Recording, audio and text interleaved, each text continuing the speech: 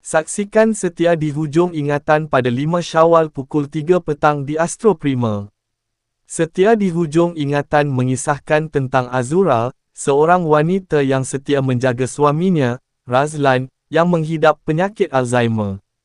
Azura, yang dilakonkan oleh Fauziah Dato' Ahmad Daud, melalui pelbagai cabaran dan kesulitan dalam menjaga suaminya yang semakin hilang ingatan. Dalam usaha untuk menjaga Razlan, Azura terpaksa menghadapi pelbagai kesukaran emosi dan fizikal yang datang dengan penyakit tersebut.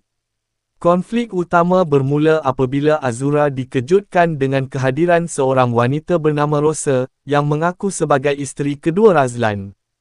Kehadiran Rosa menambah kerumitan dalam kehidupan Azura, yang sudah pun terbeban dengan penjagaan Razlan yang sakit. Azura merasa dikhianati dan terperangkap antara perasaan marah, kecewa, dan kekeliruan. Perbezaan perasaan dan niat antara Azura dan Rosa semakin meruncingkan keadaan.